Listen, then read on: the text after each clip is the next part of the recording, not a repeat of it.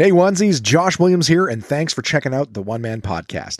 There's now over 200 episodes and dozens of bonus interviews, all of which are available at Apple Podcasts, Spotify, YouTube, Google Podcasts, and many more. And you know what? If you don't have any of those apps, no big deal, because you can listen anytime at onemanpodcast.com. So be sure to subscribe because it's always free and there's a new episode out every Wednesday. And while you're at it, leave a review. It's a great way to help the podcast and it doesn't cost you a thing.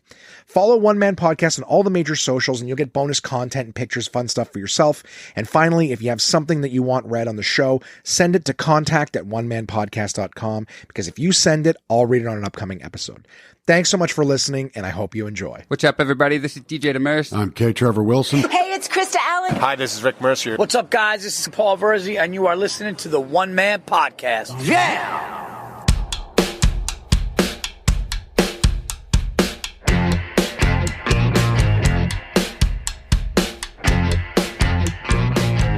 My name is Josh Williams, and welcome to the One Man Podcast, episode number 204 for Wednesday, April 7th, 2021. How's it going, onesies? How is everything going in your life this week? Everything going good? Weather's getting nice where I live. A few days where it's been nice enough to just kind of go outside in a t-shirt. I actually ran out to just drop something off real quick this week, and they did it in shorts, and it was actually today. My drop-off, the cargo was my mother. She got a flat tire, so I had to go drop her off to pick up her car. So didn't have to get out of the car. Wouldn't be walking around in shorts because I know I'd be getting those looks early April when the weather's still not, like it's totally warm enough for it. But it's a jinx, I would think, for someone to be going like, hey, it's here. Like that wasn't my thing. My thing was my sleep schedule's fucked and she needed to be there for 8 a.m. So I was just like, get out of bed. I'm like, shorts, sandals, car. But what if you're too tired to drive? Shut up with your questions. Welcome everybody. This might be the first time you're listening to the One Man Podcast. I got some new people I've met this week. All of them like, hey, what's the name of your podcast? So welcome if you're brand new to the One Man Podcast. Buckle up. This episode's going to be a little interesting. I've got some stories to tell you guys. I hosted a whiskey tasting for a group of people, wonderful human beings, and I'll tell you guys about that. I went to my brother's place for Thanksgiving dinner. I recorded that podcast with Joy Elias, the one you may have been expecting last week. We're doing this week, and I'll tell you guys about that. I drove all the way to Montreal, and we did that.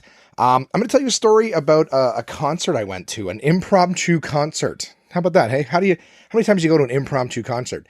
This was not one where someone's like, hey, do you want to go to the show tonight? I was like, no, like that's not what happened. I will tell you guys the story. It's actually quite an interesting one too. It led to me getting a job. How about that? Little slurpy slurp. I got some friends who tell me they count how many times I got on the podcast. Well, as of late, I've been doing a good job. I've been doing a good job of making sure I get this done earlier in the day. Unfortunately, today, what time are we here? We are 20 after 3 p.m. on Tuesday, of course, as always. I record the day before. So it can be available to you on Wednesdays. While you're listening today, Wednesday, I'm going to be doing an activation. I'll tell you about that later on. What else I got here? And I just had this thought when I was driving home, and I'll share it with you. I'm a little apprehensive about sharing it, but I'm going to share nonetheless just to see what goes on. So, then I got some shout outs and shit like that. So let's get right into it. All right. Let's get right into the podcast. I'm actually like a little out of breath too, because I have been running all over the house telling everybody to shut the fuck up. This is the third time I've started the podcast. And despite the fact that I've told onesies before, I've got a big white door and I've got a giant black sign on it when I'm recording. And, I guess I never took into account that the people who live here can't read. They must not be able to. You couldn't ask for better contrast, black on white. So, yep, that's a thing. So I had to run downstairs. They're out front banging on the steel, like, porch rails, trying to fix something. And then Kamar's just yelling. That's the only way he knows how to communicate, is loud. All right. So basically running up and downstairs. I'm like, finally, delete, record. Hey guys, how's it going? And I'm already a little out of breath from running around the house. So, the whiskey tasting, how about this? Let's start with that. I told you guys last week about the little mission that I went on to curate, if you will. Let's use some high English, the Kings. I went to curate a nice little whiskey tasting for a friend of mine who is the owner, the head of a phenomenal real estate group, Avenue North Should I say that? Well, I did. So it's like you think, well, why wouldn't you want to plug your buddy's business? Well, we did kind of gather. There was only 10 of us, which under the old rules, that was okay. Were we social distanced? Yes. Unless you saw my Instagram story, in which case, no. But it was a couple groups. So it was a bunch of people in a bubble, and I actually didn't myself get too close to anybody. I made out with the cats. No, I'm kidding. No, it was a fun. I don't even know if he has pets. I don't think he has pets, to be honest with you. I assume that they would have made an appearance at some point had they had pets. Anyways, we went to his house. Phenomenal spread. His lovely lady, Sabrina, what a talent for, okay. So listen, I've checked out his stories in the past where I'll see these like unbelievable charcuterie boards. And I'm always like, oh, where did you get that? He's like, Sabrina made them. I got to see one firsthand. I got pictures on my phone. I believe I definitely posted my story. I don't know if I posted one on the like the standard Instagram. That's the thing about stories, right? Like some really cool stuff just goes by the wayside. But anyways, sorry, I'm fighting some pretty rough acid today. So I apologize for just dead halt. It's just fire in the chest. So she laid out this phenomenal charcuterie board, and I have a shout out to my pal Red, because Red and her husband John, they made charcuterie boards last time I was there, and John's a chef, and he made a phenomenal charcuterie board. Hers is definitely on par, if not in this particular case surpassed his. Now that's not to say that his talent is any less. However, now we're also talking about an 8-person, 8-9 people board versus a 4-person dinner board. All right, so don't get me wrong. Johnny's board is definitely on my Instagram photo. Super impressive. Sabrina's was incredibly impressive. In fact, I was telling her, like, I've got a friend who's a chef who makes these boards, and his are phenomenal. I go, this is definitely as good, if not for someone with no formal training or anything like that. She punched the balls off this board, and it seemed to have made her night. me mentioning that, like, I know chefs who are on par with this. So, anyways. Absolutely outstanding spread. I got there a little early, set up. I've got all these like little whiskey tasting flights.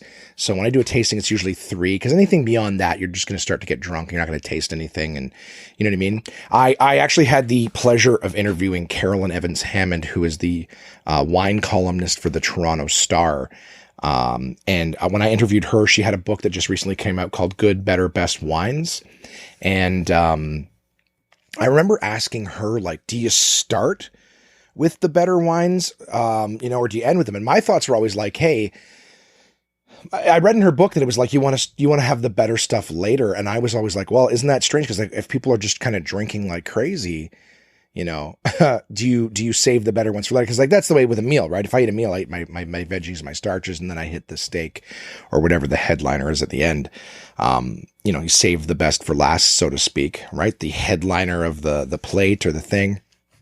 So I remember when I interviewed her, I was saying, oh, you don't want to start with a better one. And then as people are drinking, like, they're going to start to lose taste. And it was so funny because she was saying like, well, if you are just doing tastings where everyone is sort of just, over the course of an evening, everyone's enjoying a little half glass or whatever. Yeah, you can save the better one because hopefully everyone's not shit-faced. I'm like, well, I roll with a crew of animals where you put alcohol in front of them, they just consume it. So by the time you get to the good shit, they're already 2 sheets and they're not even tasting it anymore. You know what I mean? Sometimes you have those drinks where people are like, yeah, they'll have a glass of wine at the beginning of the night and then they're just drinking Coors Light, which is bleh. But they're just trying to keep it going at that point. You know what I mean? You're just throwing another log on the fire. You're not like, what's the best kindling to get this stuff started? Anyways, so we did the 3 things. I've got these nice whiskey flights that have 3 glasses.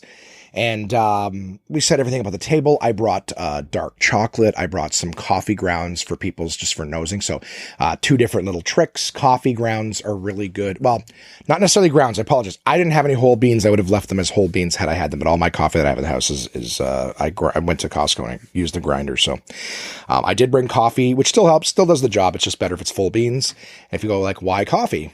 I don't know. It's a palate cleanser for your sinuses, for your nose. Like I would imagine if you chewed on it, it would work as well. But that's why people will drink an espresso or a coffee after a meal to kind of cleanse the palate before dessert.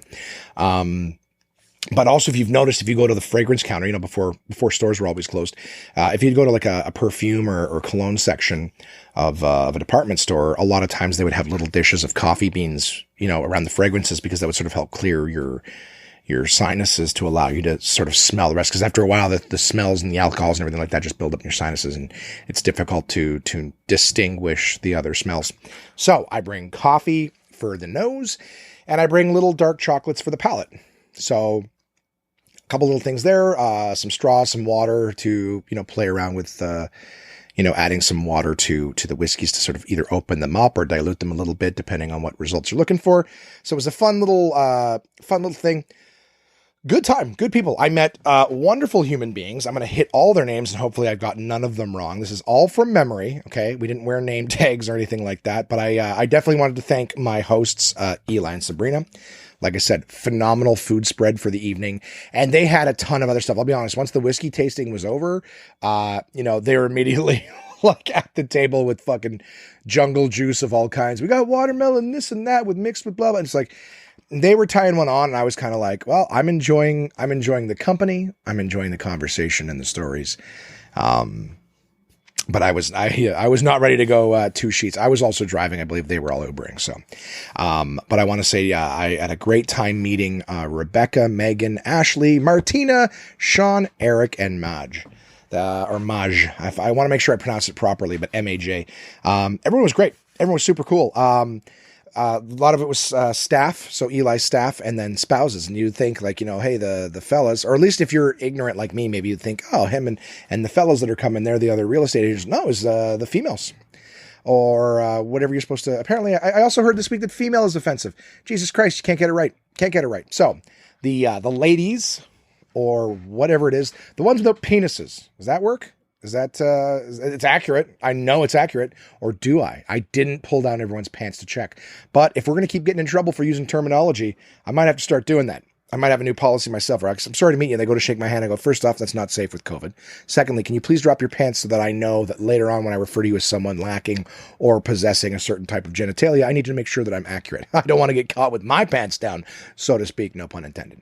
Isn't it fun? Like, there's going to be somebody out there who hears me say that and go, he's making light of this. I'm not. Just trying not to get in fucking trouble. That's all. I respect everybody, and it's like, it's like I've said before, say Merry Christmas. I'm not even Christian. I got used to saying it, Merry Christmas. And then someone's like, you can't do that. All right, I'm sorry. Happy holidays. Happy to make the change. I'd rather you inform me as opposed to yelling at me. I prefer to be educated, not reprimanded. But I digress. It was great. It was a really good time. And like I said, the evening we had conversations, as Eli and I used to work together a million years ago at Future Shop. And we've both been kind of sales guys and whatnot, personality types over the years. So it was great. It was great catching up with him, seeing how he's doing, shooting the shit. And then just the conversation I had with everybody. Again, I've met Sabrina before. I never had the pleasure of actually just sitting and having conversations with her. She's a sweetheart.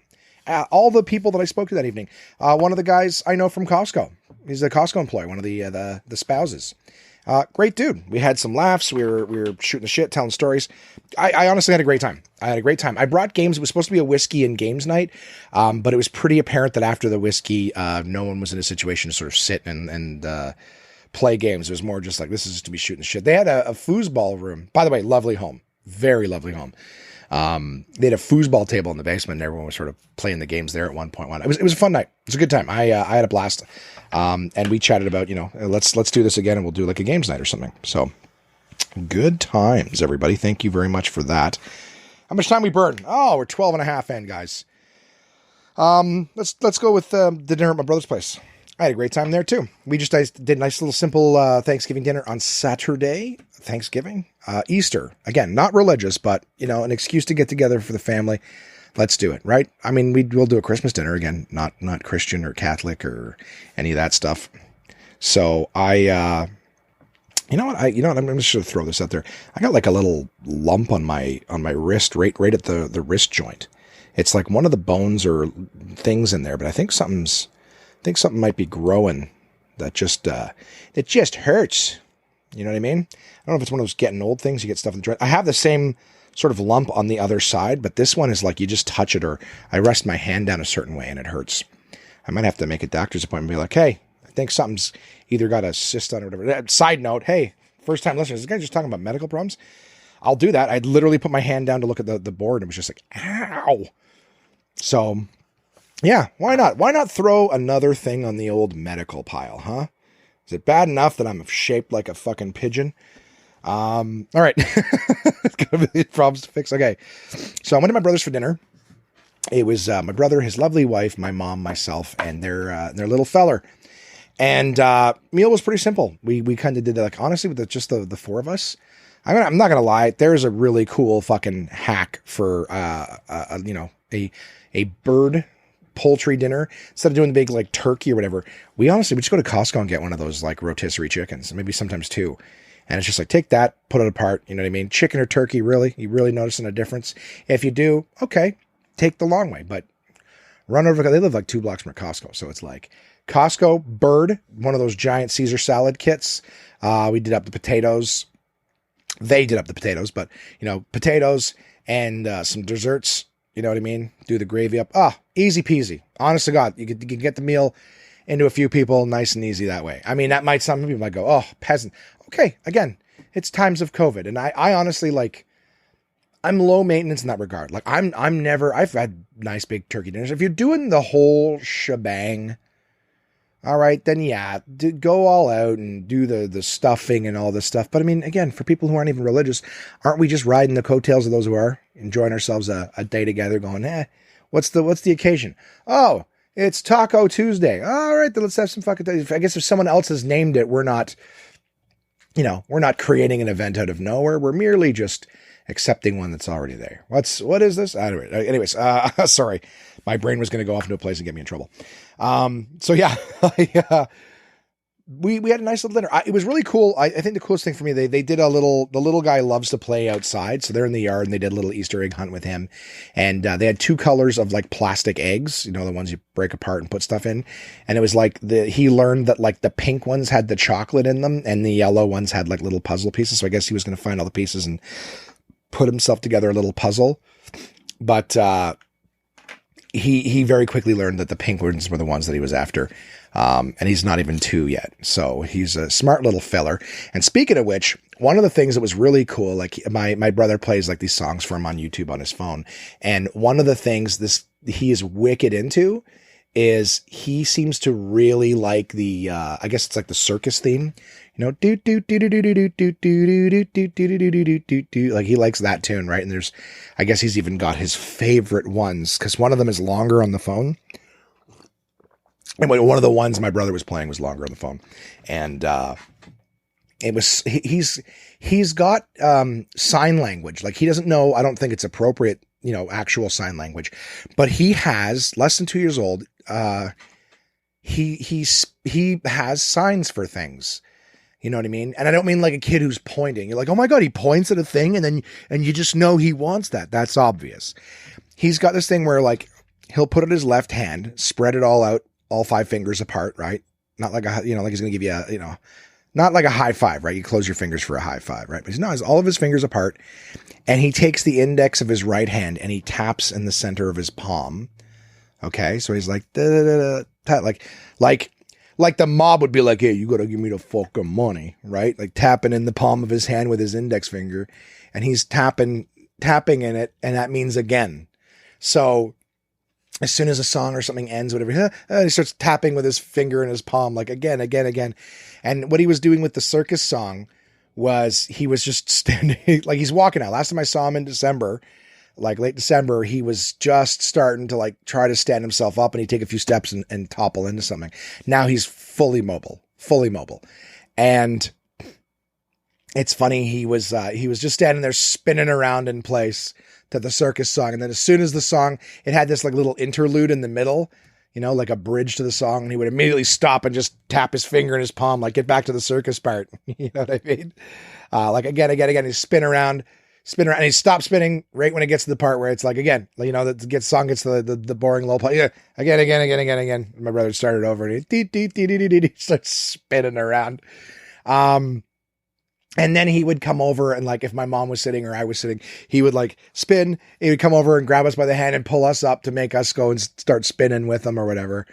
So it was just funny. It was just a little funny, dude. And so he knows that's the again sign. Tap the index finger in the palm. With the other hand, that's again. And then he does like this thing for open because he was trying to get into this box of chocolates and he couldn't get it open. So he does this thing when he's open where he has both of his hands wide open. You know, like if you're showing somebody like, oh, it was this big, you know, you're holding it, your two hands apart like that, this big. He does that, and then he just brings his hands together like a clap. But they're like wide apart first and then together, and that means open. So you see him trying to get into something. He pull his hands back and then, you know, I think I don't know if it's that he's supposed to pull them apart to open it up, but you know, he pulls his hands apart first and he brings them together. He doesn't repeat that, but he just, you know, open his hands and then back together. That's open. It was kind of cool. I don't know if I've ever seen a kid do that, like have his own little sign. Again, like, they do that reachy open and close their palm, like gimme, gimme, gimme, right? Pointing. I've seen all that shit before, but like finger to the palm, tapping, like again. It's cool. It's pretty sweet. Pretty sweet. Yeah. Okay. Let's move on. Sorry. I was trying to think if there's anything else, any other signs I remembered, or like what little, ASL I know, American Sign Language, what I know. And I'm like, do I know anything? How accurate is that? I asked them, I go, are those actually the signs for that? And they're like, I don't know. I was like, okay, fair. They are definitely the signs for that for him. No question. What else? What else have I got here? I got my text from Kat, my boss, for tomorrow, aka today for you guys if you listen on day one. And because remember, this comes out on Wednesdays. If you're listening to this on like Saturday, there will be the odd time where listening to this the day it comes out, right, on your commute or while you're showering or making your breakfast, it'll land you some cool shit. Just because I do a lot of stuff, marketing stuff, where it's like free giveaways. And this particular episode is no exception. So I'll get to that a little later on, but just to keep in mind, if you're listening to this on Wednesday, April 7th, you can get yourself a free lunch, huh? Stay tuned. I'll tell you how. I did a podcast with my buddy Joey Elias. Okay, so here's the thing. I'll have a longer intro describing the entire thing later on, but Joey Elias is one of the best comics in Canada. Fucking hilarious dude. He's one of my closest friends in the business. I love this guy. He's a good buddy. We always have good times. He was very, very good to me when I first started. He's always been good to me, but like, I think like a year or so into my stand-up, he was asking me this is back when I was dating my ex, like one of our first, I think it was like our first official date. It was definitely night that we had our first kiss. It was New Year's. We were dating for a while and we knew each other before. So it was kind of like we were hanging out, and I did at one point tell her like, hey, I'm kind of interested in you. And I just wanted to be like, I didn't want to start getting all physical until I was certain that I had real feelings, because I don't like using people.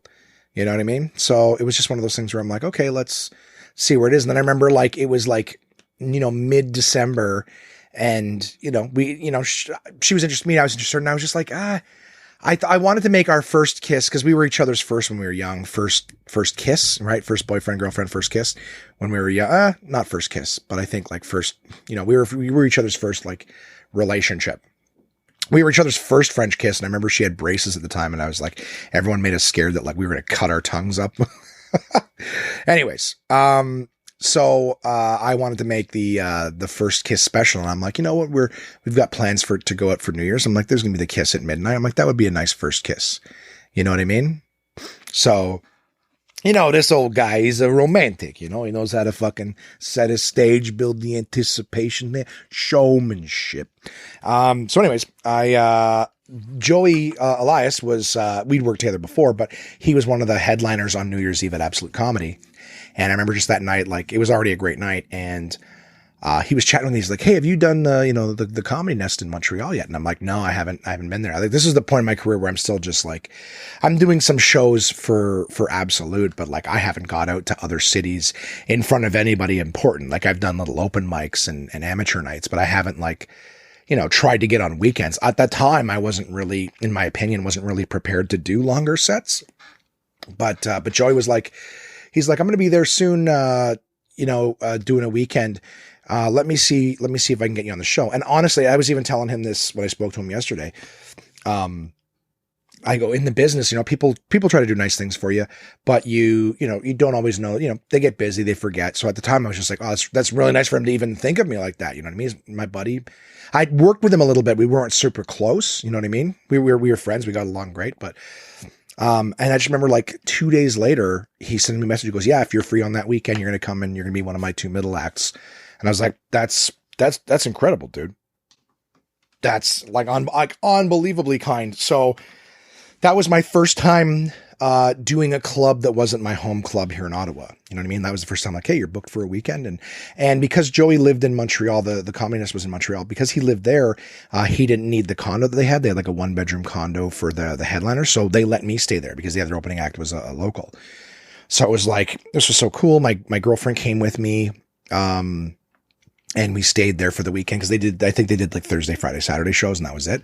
So she came with me for a couple of days. We stayed there, had a great time. It was unbelievable. And Joey and I, like, our friendship's just grown since then, but he, the guy is like, he's so active in his community with charity. He's done stuff for fundraisers that like early in my career, I did a TV show called All for Nothing. It was 1 episode and it was like a home renovation show, like reality TV show. And we had to raise funds and Joey came from Montreal to like headline that show for me. This was early in my career, so I couldn't have closed my own show. But he came, I hosted, Joey came and he worked, like he did the show for free. Unbelievable. And just over the years, like every time we get a chance to work together, it's great. Every time he's in town, he'll message and say, hey man, you want to go for breakfast or whatever, like he's just a good buddy. And we've been trying to make it work, where we could do a podcast together. Just, it turns out every time he's in town, we end up, just schedule's not working out. I'll either be doing some marketing thing on the weekends or what have you. So it just hasn't worked out. We've rescheduled a couple times. We were even going to do, like I said, last week, and just based on shitty weather and what we had going on, we didn't want to shoehorn it in. So, yesterday worked, made yesterday work. And the funny thing is the same thing that, happened during the interviews for the 200th episode, where like, I haven't seen someone, I haven't had a chance to sit down and chat with them in a while. It's like the podcast ended up, instead of being like your standard interview that I try to do, which is like introduce you guys to the comic and the person and, how'd you get started and what were some of the ups and downs and how long before you broke and all that shit, just didn't happen. It was sort of like us just talking about pandemic and like different things. You'll hear the interview, but it was basically just him and I sort of catching up. And I would love to have done a more long form thing, but unfortunately he lives like downtown Montreal and I only had so long to park legally on the street before I had to move the vehicle. It became a no parking zone for the rest of the evening. So, it was a good catch up with my buddy, but him and I were chatting. We're like, we're going to do a full interview at some point, but, this coming Friday, I will have a great episode for you guys. Well, it's just me. Honestly, if you want to know what it's like to hang out with Joey Lies, a lot of people in the States may not know who he is. Very good chance you won't know who he is. But he's big in Canada, and, to know what it's like to just hang out with him and shoot the shit. It's basically like, instead of being like, here's an interview with him, it's more like, hey, here's what it's like to, if you were to sit down and have breakfast with Joey and just kind of the stuff that we talk about. Two comics with like ADD and anxious tendencies, just sort of shooting the shit with each other and talking. So that's what I have coming up for you guys on Friday. That's there, but that's what I did yesterday. I drove to Montreal and, we had the interview. I grabbed some Schwartz's, right? Best Montreal smoked meat on the planet. And then I drove home. I had a nice cigar on the way back. I brought a cigar and I'm like, I'm going to reward myself with a cigar on the way home. In the car, have a little stick, smoke, watch, driving home, the sunset in my, face, just beautiful. I felt great. And I'm listening to this alternative music from like 10 years ago. And I just say to my buddy, I called my buddy. I was like, dude, I think this is what white privilege feels like, all just this white boy alternative music, smoking a cigar, driving home in my SUV. My level of work was I sat down and I shot the shit with my buddy. It was funny. It was funny. But a great drive. And it was funny because on the drive there, oh yeah, you know what? That thing I was working on that I told you to tell you guys about, I got something back on it and I'm still working on it. It was like a no, but I'm appealing. It's not like a court case or anything like that. It's just something that would be really great. And I'm working hard. In fact, I've got a buddy who's working on it for me as we speak right now, putting it together for me again, just to save me some time. So, I'll tell you more about that when I got it, but I spent an hour on hold on the first hour of my 2-hour drive, just on hold, like waiting to ask someone like, hey, you guys said not eligible, but like the fuck. And they're like, oh, well, you'll get an email that'll allow you to like sort of appeal the decision or request more information. I'm like, yeah, but it closes on Wednesday, this application thing. Anyways, it was just a bunch of shit. But after that, I threw on some tunes, man, some fucking tunes. And it reminded me of a story. It reminded me of a story that happened a long time ago, pre-stand-up comedy, that I don't think I've ever told in the podcast. So I'm going to tell it to you now. And since I've been telling stories recently about fucking roommates and shit like that, and people just generally not giving a fuck about, you know, stuff, I'm like, it all started from my roommates just being a giant pain in the ass at the time. Different roommates, of course. But this is the concert thing I was mentioning off the top. I went to, okay, here's the story. When I was still working at TELUS, last job I had before I became a stand-up comic, I lived in an apartment. I'm trying to think, how bad did it get? I'm trying to remember why I moved. I think I was just trying to save some money. Things were getting tight. And I moved like across, I lived near College Square, near Algonquin College, had a nice little 1-bedroom apartment myself. And I was happy there. Happy with the apartment, but I remember I was spending money searching for happiness. That's back when I had season tickets to the Ottawa Senators, the hockey team and stuff like that here. I was single. I was unhappy. I was making money, but I wasn't spending it in the wisest of ways. But I remember, I moved across the street and geez, how long do I want this story to be? Let me see what time we're at here. Maybe I can save it for another time. I'll give you guys this stuff. But anyways, I ended up moving to this place and I had 2 roommates. One of them was a buddy of mine, who was, believe it or not, he was like the barista at the coffee shop I went to every day when I was working at TELUS. And then eventually I was just like, I got to move and find some roommates. Well, I'm looking for some roommates too. And he was a great guy. Always took good care of me. So I'm like, okay, sure. And then, we had this other roommate. I guess I kind of have to tell you the story of how it worked out. It was just fucked up. And I became very unhappy very quickly. I was moving from this place and I was chatting with my friend, Alicia, and she was looking for a place. And she's like, I've got this friend of mine who I won't name because she's a terrible person, but she's like, I got this friend of mine who's looking to move out too. And so the 3 of us should get a place together. And I was like, sure, that's 3 people. It's less money, whatever. I was always working and gone to hockey games and stuff. So I wasn't really home that much anyway. So I didn't really need like a whole place for myself. And I remember, the other person started to get in my ear and convince me that like Alicia would be a shit roommate. Like she doesn't pay her rent and stuff like that. And that scared me because I was like, I'm already downsizing because I don't want to be spending this much money. I don't want to be, I don't want roommates and be on the hook for them. So she ended up, like this was a different time for me. Definitely a weaker person.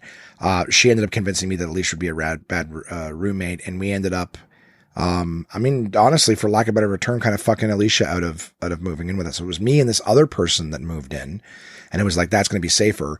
And it turned out the other person was the one who was lying, who was trying to cut her out. I don't understand why. All I know is a shit thing that I definitely regret. And I've made amends since, but it was like everyone needed a place and somebody got fucked out of it because I guess I was, at the time, manipulable.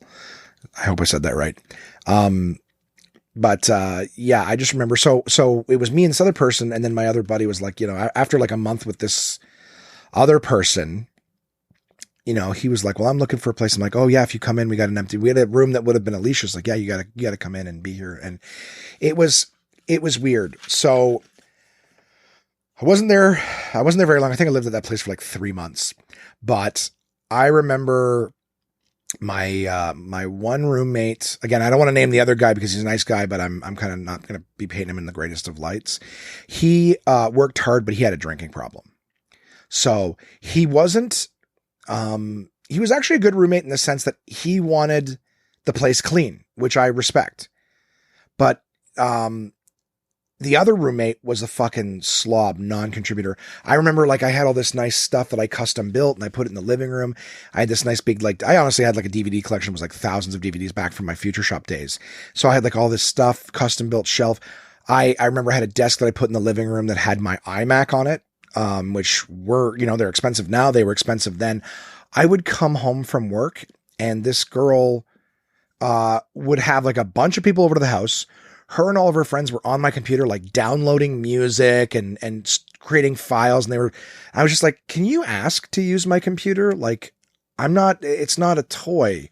And I go, and I, you know, I really need it for the stuff that I'm doing. Like, I don't mind if you use it, but ask me and don't when I say downloading music, not a big deal. This was back in like the LimeWire Morpheus days. So this was like those days where like you download the wrong thing from one of those like, you know, services. I would say streaming services, but one of those like fucking file services where you could fuck up a computer. You know what I mean? Not to mention that they would like create files on my computer and like download videos and shit. It was like, just stay off my computer. You can use this one thing. But like I said, I come home, a bunch of people I don't know, like on my computer, using my shit, going through my DVDs. Like I could have had stuff stolen and I'd never know. And at the same time, this person, it's the acid, guys. It's just like constant gas bubbles from acid. I apologize.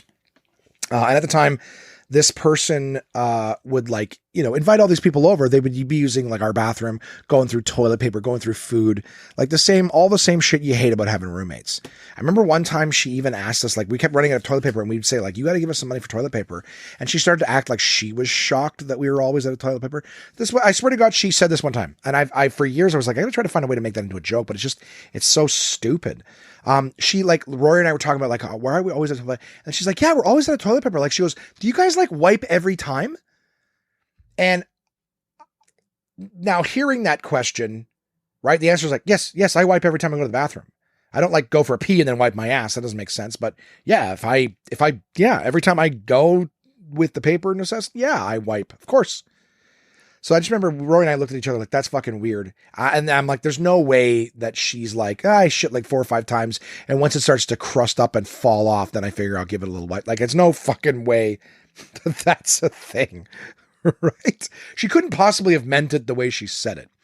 But anyways, we're getting to the point of the story here, which is just that she was a nightmare to be around. And like I said, I would come home and the house would just be full of people I didn't know on my stuff. And I just didn't even want to see it. I was like out of sight, out of mind. And my other roommate, the guy, good guy, clean, fair. The only problem is that he just drank every single day. And he was the drunk that would like come up to you and like talk right in your face when he's drunk. And he had like that horrible drunk breath. Like it's like Jason at times. Jason doesn't have horrible drunk breath, but Jason gets drunk and he just wants attention, wants to talk, whatever it is. And so it's just like, I couldn't get a moment's peace. All of my electronics and everything were in the living room. Right? It's not like now where we all have our fucking bedrooms decked out. You know, this was like 12 years ago. So it's still expensive to buy a big screen TV. I had one and it was in the living room. Right? So going to my room, this was like pre-iPhones and pre-Netflix and all that shit too. So it wasn't like I could just go to my room. I had all of my clothes from when I moved in like a bunch of different garbage bags, guys. And I swear to God, I maybe opened like 2 of them and I had like a regular small rotating cycle of clothes. I don't remember if we had a washer and dryer there. I believe we did, but I can barely remember the layout of the house. I was barely there. I'd go to work and then I'd come back. I was so unhappy. And I started to get to the point where like, I would just go to the casino. Like I'd go to work and I'd come home and I'd go to the casino. And at one point I lost my job, for the story that I told in the exclusive episode of the One Man Podcast in the 200th edition collector's whatever box. I was like, okay, I'm not working. I was like, yeah, I definitely, I could say with all honesty that I was like in a state of depression. This was right before I moved back home to start stand up.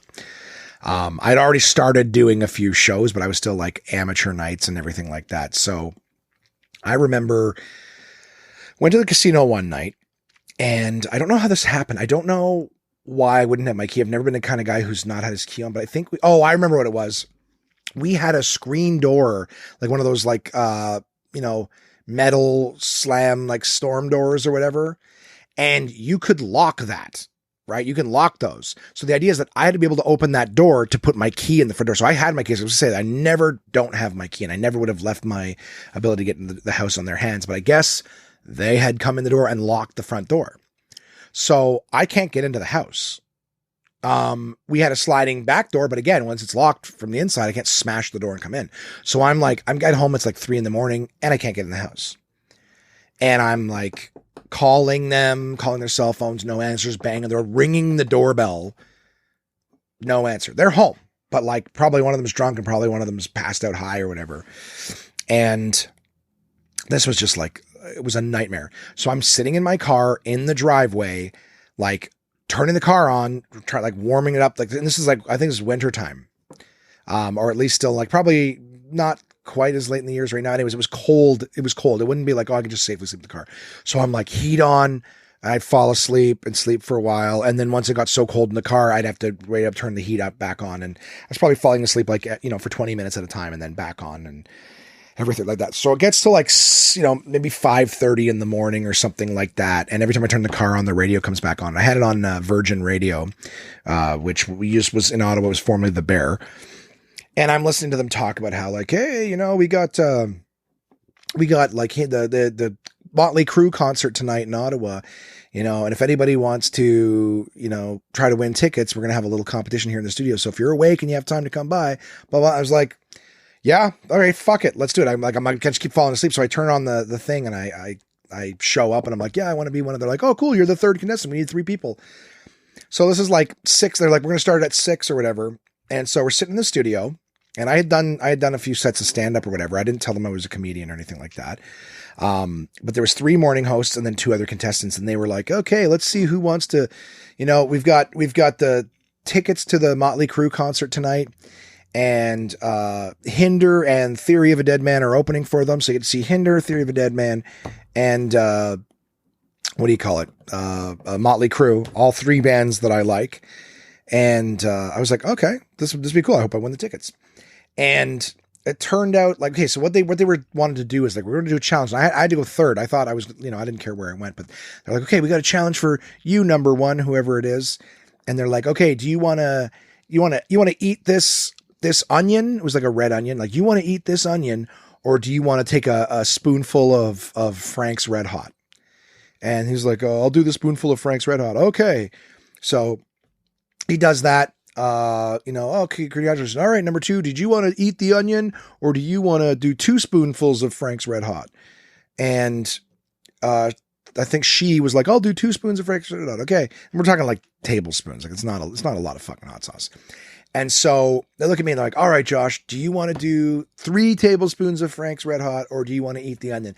And I go, let's do the onion covered in Frank's Red Hot sauce, right? Showmanship. I'm like, I'm going to do it all. So they're like, okay. And they went to grab a bowl, right? Cause we're going to be pouring.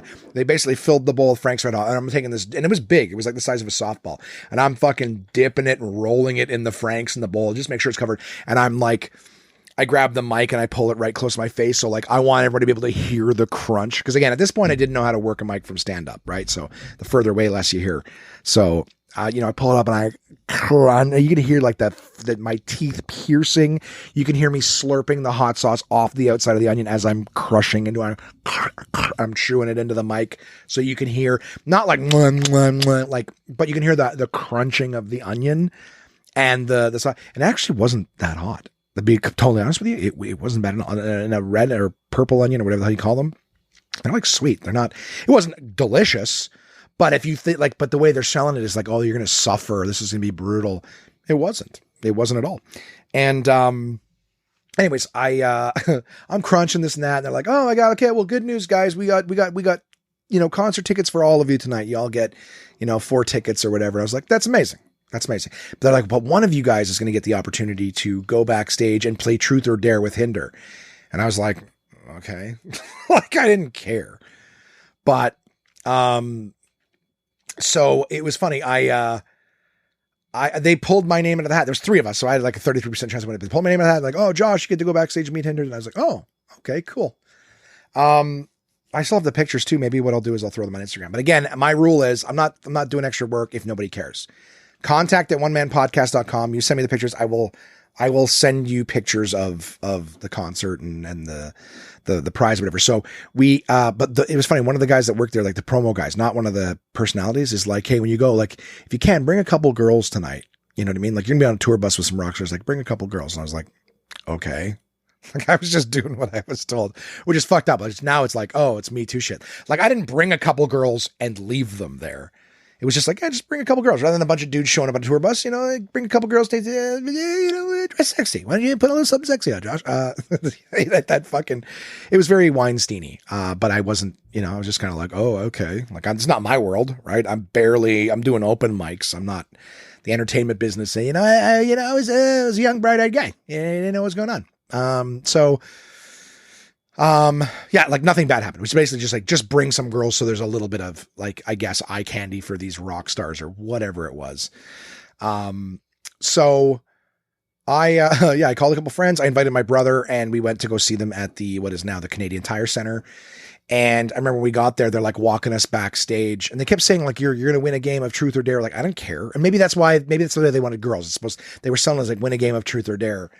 And so, that's probably why. Anyways, we get there, we're walking backstage, like they're taking us. There was somebody from the radio station, and then there was like the tour manager for, I guess, Hinder, who was with us, or the entire tour for all three bands. I don't know what tour manager he was, but he comes on and gets us. We're walking through the backstage area, and as we're walking by, Nikki Sixx, Tommy Lee, all the guys from Motley Crue are just walking by us 2 feet away, and I gave them like a fucking rock on, like, because I was like, oh shit, like as soon as I saw them, I was like, oh shit, and the tour manager got right in between me and them. I didn't take a step towards them, but it was like the second I saw it, he was like, no, like, you know what I mean, like so I just gave them the fucking fuck, and they, Tommy Lee gave me one back, and I was like, yeah, that's all. I had seen the Pam Anderson video. I'd seen it. I knew he had a celebrity between his legs. So anyways, they look cool as shit. They're tall too. They're tall. Anyways, saw Motley Crue. So that was fucking super dope. And then, and this is just like walking around like back where the buses are and everything like that. So it's so like not glamorous at all. And they were already fucking looking like they were ready for the show. So, walked to the back area. We got on Hinder's tour bus, said what's up to the guys. I didn't know what any of them looked like or anything. And I knew a couple of their songs. But we were just like, hey, what's up, guys? And then we sat down and they're, and I'm like, so like, I guess they thought that maybe we're huge fans or something. I wasn't. So I was like, oh, how's it going, boys? And we're just joking around. Like, just, it was very, very low energy. And then at one point I was like, so are we like supposed to play Truth or Dare or whatever? And then one of the guys like, no. And I was like, oh, and it was so embarrassing because it looked like I wanted to. And I was just like, isn't that what we're supposed to be? Like, I was just like, what do we do? We're all just sitting here. Hey, aren't we supposed to do that thing? And he's like, no. I'm like, okay. Didn't give a fuck. And they had like a Jaeger bomb fridge. So it was like one of those Jaeger bomb on tap things. Some of you may have seen. I took a picture of that. I took a picture of one of the dudes standing directly in front of a sign that said no photography on the bus. I thought that was funny. And then we were on there for like maybe 10 minutes. And then the guy's like, all right, so let's get you back inside. But it could have been just because we were just sort of like sitting and not really doing anything. Like, it wasn't like we were like, so like, we were not excited. So I don't know if it was a big letdown for them and they just figured, okay, nothing's happening. Let's fucking end this. But we took pictures inside. We actually met them inside and then all went on the bus together, took some pictures. I got those. Nice guys. It was just, I guess, anticlimactic because it wasn't like, we're going to meet a bunch of fans who are jazz. It was like, we're going to meet a fat guy who was locked out of his fucking house by his roommates. It went to the radio station because it was warm. So, anyways, we go and, on the way back in, actually saw the lead singer of Theory of a Dead Man, whose name I don't know, but he had some badass fucking pompadour hairstyle. He looked badass as fuck. Loved it. Concert was great. Hinder opens up, whom I like. Theory of a Dead Man goes on, and I was very familiar with them, and I liked their shit. And then Motley Crue, like, what can you say? Fucking Tommy Lee, Nikki Sixx, and that frontman guy. The blonde. I know that the blonde is the frontman, but I've never been like a big concert guy. I've been very lucky. I was thinking about that the other day. I've had the pleasure of seeing, I've seen Foo Fighters live. I got to see the Tragically Hip live when I was in high school. The reason I bring like Foo Fighters, Dave Grohl's still around, thank God, because we lost a lot of really good we lost a lot of really good musicians in the last few years.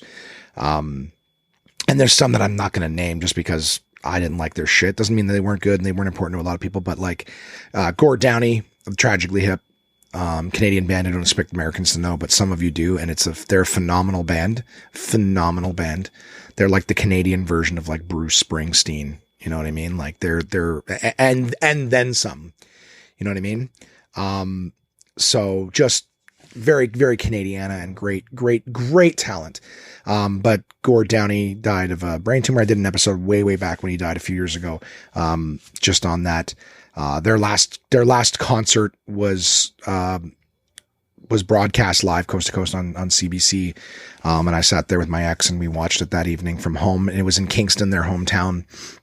But yeah, I saw the Tragically Hip when I was in high school. That was great. The fact that I was able to actually see him live once, and I wasn't a fan at the time. It's not like I'd listened to their music several times, try to give it. Just wasn't a big, music guy in general. But I liked. I'm glad I got to see them live. I remember that concert. I remember his energy. I got to see Chris Cornell twice in the span of a week. Actually, my brother took me to go see just Chris Cornell do a live show. In Toronto, there was like an acoustic show.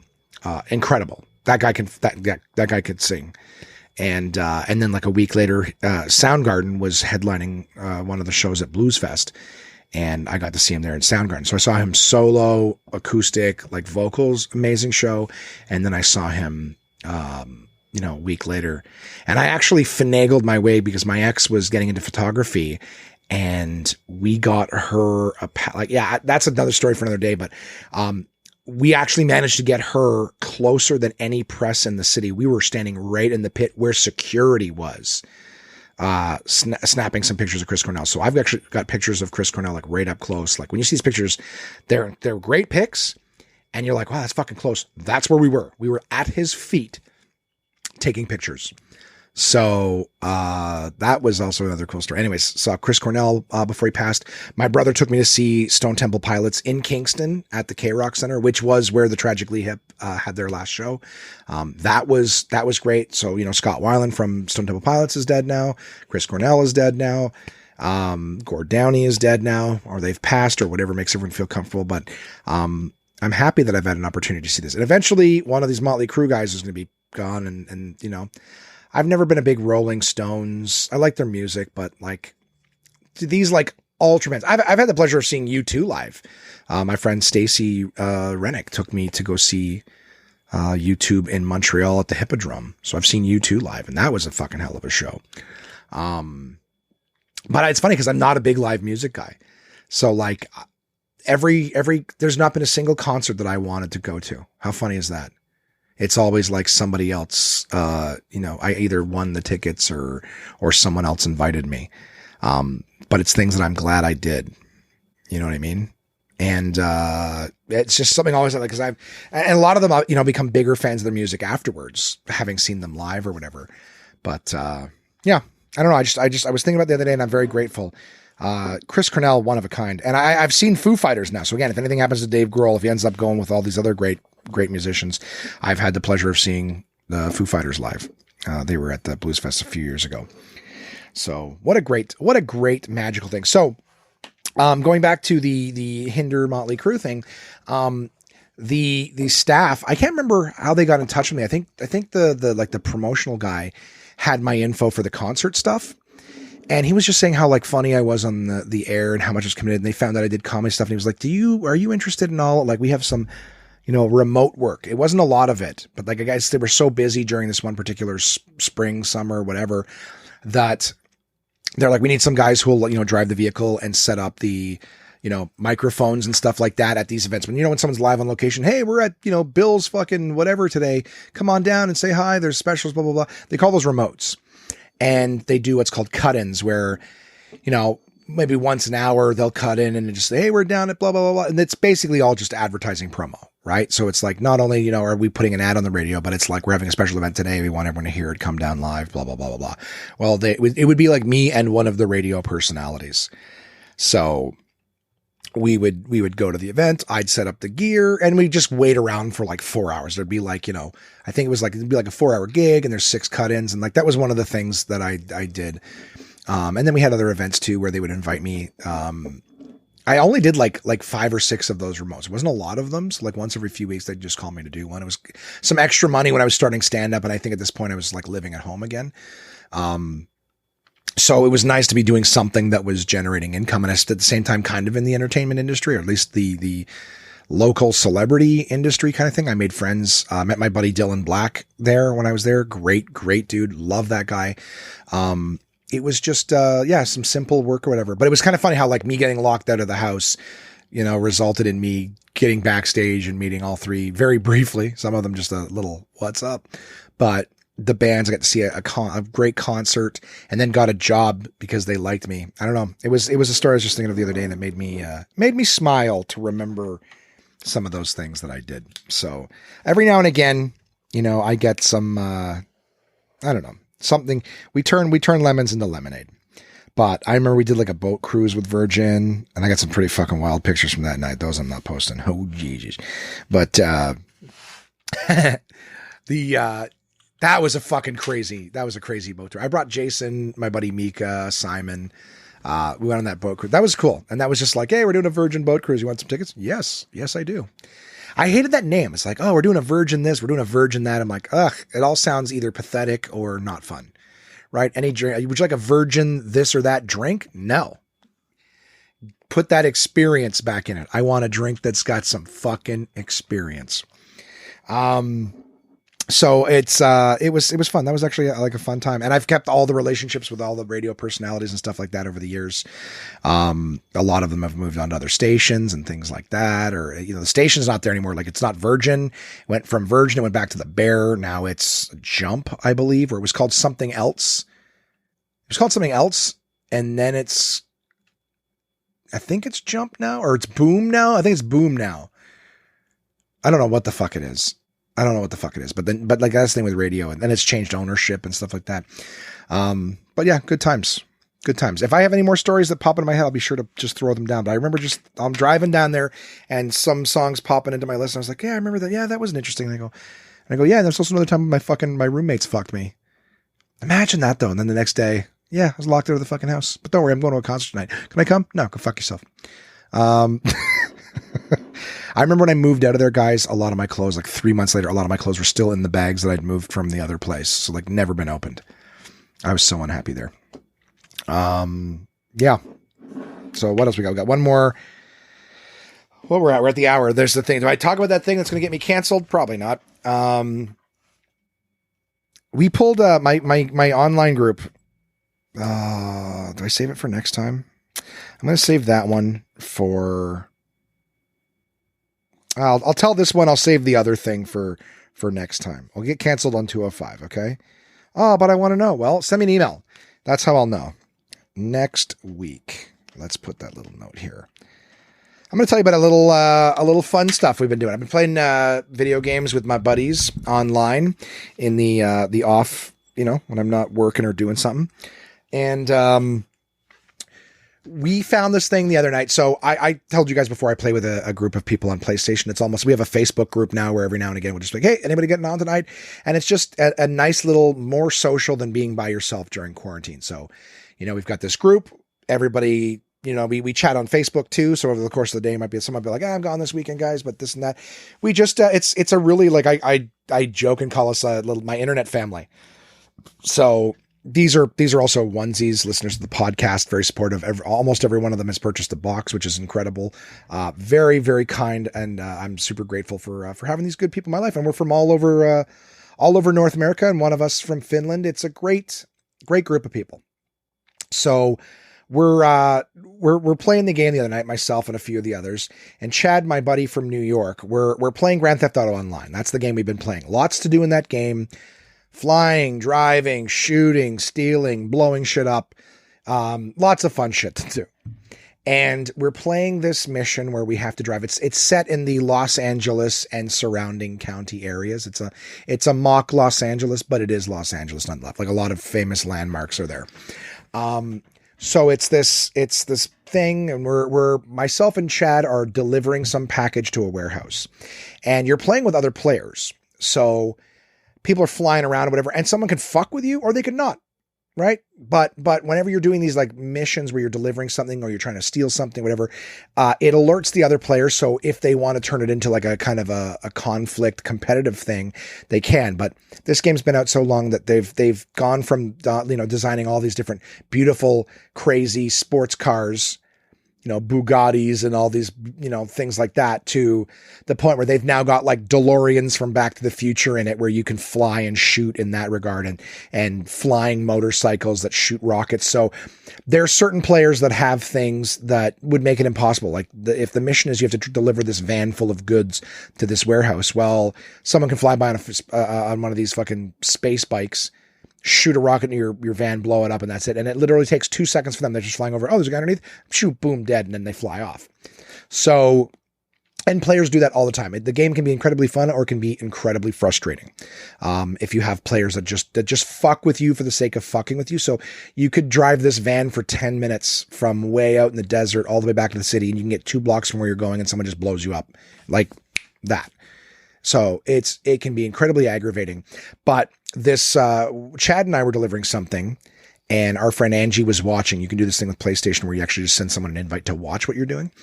And so she's watching, and I see this guy who's in like the Batmobile.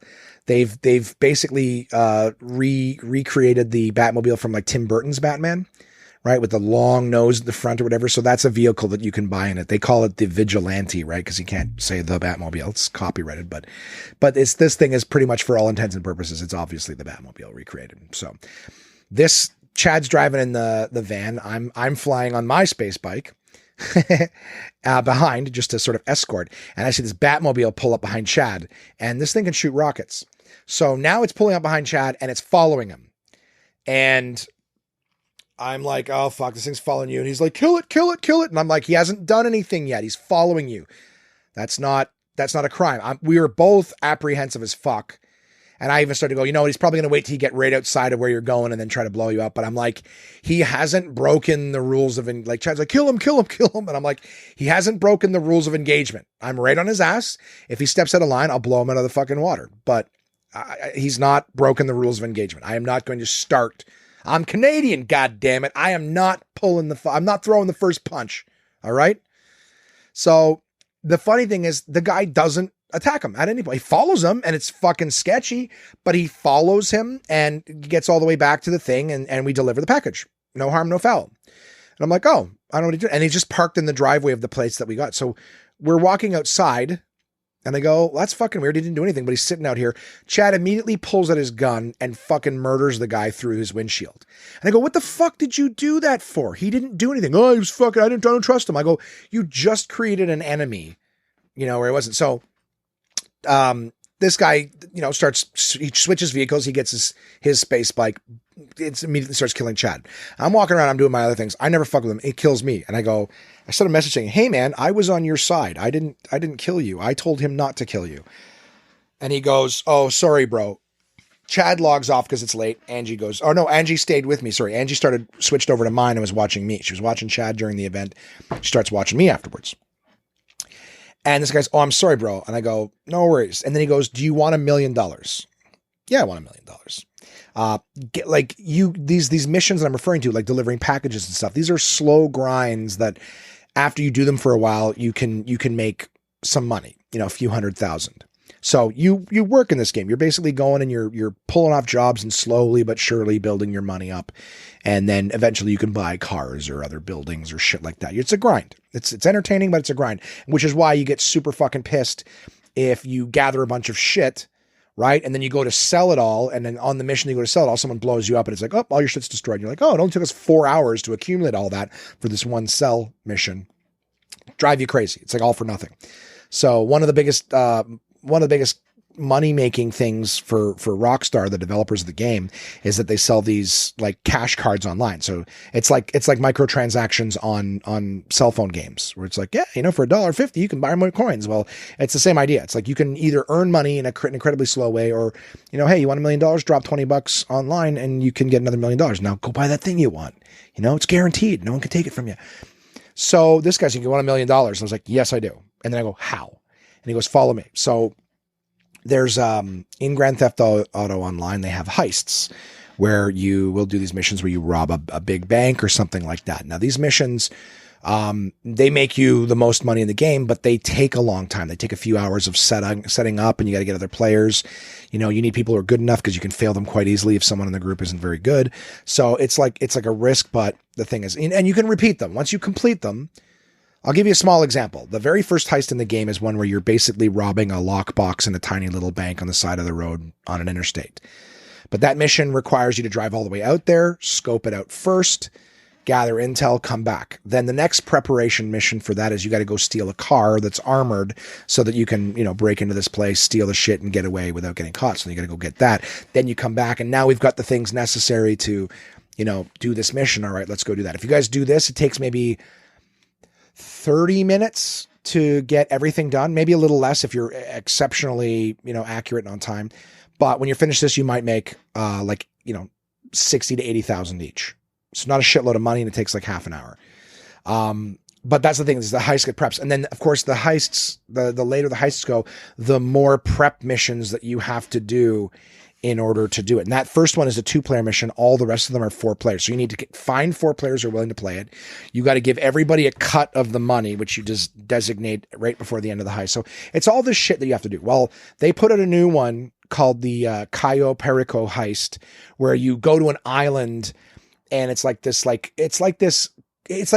basically like what that fire festival was supposed to be, except way less people. It's like you're basically on the island of some drug dealer, like some Pablo Escobar fucking guy, during Coachella. That's what it's like. So in this one, you have to fly all out to the island. You got to scope it all out and find out where he stashes his cash and his drugs and his gold and all this stuff. Then you got to go back into the city and do all these different missions where you're finding fingerprint scanners for cloning. Like you're basically pulling off Ocean's 11.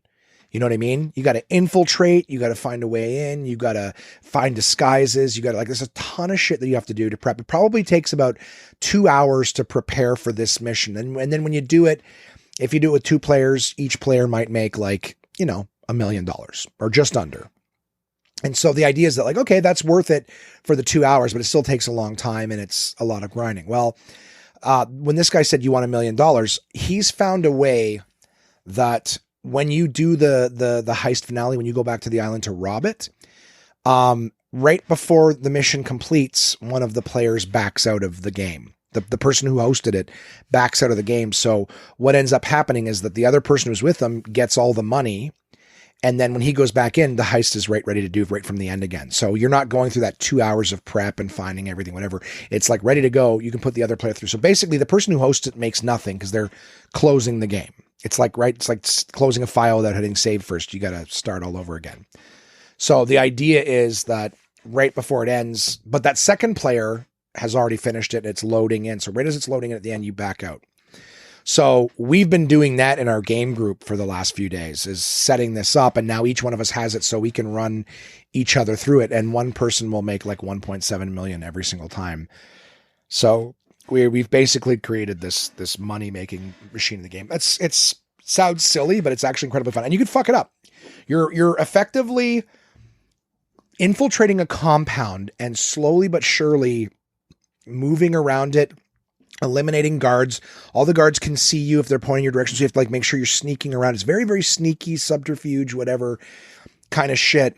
You have to find key cards on guards to open these storage rooms that have gold and cocaine and weed in them and stuff like that. And everything's precision timing. There'll be 2 guards standing next to each other, talking to each other.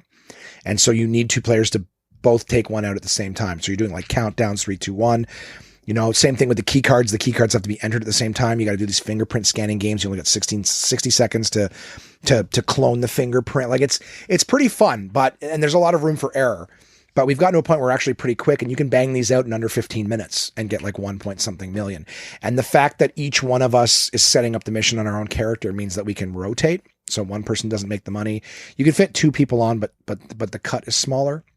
Anyways, it's been very fascinating to learn because you're also on this island. You're learning guards' walking patterns, right? You can't just run in and guns a-blazing, because if anybody hears a shot at all or sees someone go down, our alarm goes off instantly, and it's basically failed. So it's been fun. I've been playing with Chad and Dylan and Angie and my group from the PlayStation there, and it's been cool. It's been a lot of fun, and it's funny. I want to give a shout out to Dylan too, because we were chatting about the podcast, whatever, and Angie was like, "Oh, is there another one?" And Dylan's like, "Yeah, he puts one out every week." Like, they listen. Some people listen to a bulk of them all at once. They got nothing to do. They're doing yard work, and they'll listen to 3 in a day or something. But it was just cool. So D is on top of that shit. I'm sure D is one of the people who'll be listening tomorrow, or I should say today when you guys are hearing it. But yeah, it's been fun. So shout out to D for listening and pushing the group to listen on a weekly basis. It's a pandemic, guys, quarantine and lockdown and whatnot. If you don't have time when you're stuck at home to throw me on in the background while you're doing dishes or, cooking a meal, I don't know that there's going to be more spare time when things go back to normal. I would think the opposite, but regardless of where you listen or why you listen or when you listen, all that stuff, I'm happy to have you. I'm happy to be a part of that. Send me an email. Tell me what's going on with you guys. You guys have any wacky stories like my Hinder thing or whatever? contact@onemanpodcast.com. That's the email address. You send me something, I'll read it. I wanted to just remind you guys that the Joey Elias episode will be out on Friday. I'll have to do a little bit of editing on that. And tomorrow for me, today for you, April 7th, we are going to be doing the Harvey's Thank You Burgers. So I was wrong. This time we're not doing the chips with the burgers. If you're hearing this for the first time, Harvey's is giving away thousands, I think it's another 50,000 thank you burgers. So we are going to be giving away Light Life Burgers, which is Harvey's version of the like Beyond Meat. It's a plant-based burger. It's very good for you. So if you're a vegetarian or whatever, you're like, oh, well, free burger doesn't do anything for me. We have vegetarian burgers. We have plant-based burgers. You are totally entitled. No purchase necessary. Okay. You show up, you get a fucking free burger. You show up and you want to grab one for your significant other. Hey, I came, I lost the coin toss. We'll take care of you. Okay. Bring the kids, bring yourself, free lunch, get a burger, and you get your drink. We take care of you all for free. Thank you to the frontline workers and everything. You don't have to be a frontline worker. It's just that's the initiative. Thank you to all the frontline workers. People are out. So you want to come out and get a free burger, come see us. We are going to be at the Sobeys on Innis Road. I think it's 5150 Innis, but if you do Sobeys on Innis Road, that's where we'll be. I'm sure you can Google it, or you can go to like the Harvey's RV website and see. When you come out, if you take a picture of you at the RV and you use the hashtag Harvey's RV or whatever it is, you'll see it online again. If you go to the website, you want to get more information. If you tag somebody, the person that you tagged will get a voucher sent to them digitally from Harvey's for a free burger on their own time. So if you can't make it, use the hashtag Harvey's RV. You can send people free burgers and everything like that can be used anywhere in Canada. Okay. So we got free stuff for you. That's it. You're listening to this on the right day. Tag Harvey's RV. You know what? I would say just Google Harvey's RV and you'll get the details from the website because I'm not super accurate on that. But I know that we're at the Sobeys on Innis Road and we're activating, I believe, from noon to 3. So if you come a little early, no big deal. Yeah, you just be first in line. But noon to 3 is when we did it last time. And, you'll see yours truly too. I'm going to be in the back fucking cooking. Want to make sure you people are hungry fed. So that's what I get to hang out with Mahad and Ryan in the back. So we shoot the shit. And, like any kitchen, we can be more inappropriate because you guys can't see and hear what we're saying. Yeah. But, and I'll be telling you how that goes on next week's episode. Okay. So I'm looking forward to that. And that's it. That's it for the episode, guys. That's the only thing I got coming up this week. My mom's birthday is this week, so I'm going to try to think of something fun to do for her. But the Harvey's thing, anything else comes up, if we get any notifications on this, the thing that I'm working on, I don't even want to tell you what it is because I don't want to jinx myself, but, I'll tell you more when I have it. But, in the meantime, I hope you guys have a great week. Hope to see some of you out, in the Ottawa area. It's in Orleans, Sobeys, on Innis Road. Hope to see some of you guys tomorrow. Come get a free lunch. And the rest of you guys, enjoy your week. Thank you again to my wonderful hosts, Eli and Sabrina, for the whiskey tasting. Thanks to all the nice people that I met that evening. I hope you guys, some of you tune in and enjoy yourselves with this episode. Thanks again to my brother and his wife, Alexandra, for hosting the Easter dinner. And thanks to my buddy Joey Elias for sitting down with me. That episode's coming out at you guys on Friday. So that's what you have to look forward to this week. Keep in mind, that's just me and him shooting the shit. I kept trying to make it a real interview every now and again, but we were just having so much, again, like the 200th episode, just catching up. How you doing? How's pandemic? And it just ended up being that conversation. So we'll do a more formal interview in the future. This is just, me and him having a chat. So I hope you guys enjoy that. And that's it. Have a great week, guys. And I will chat with you again soon.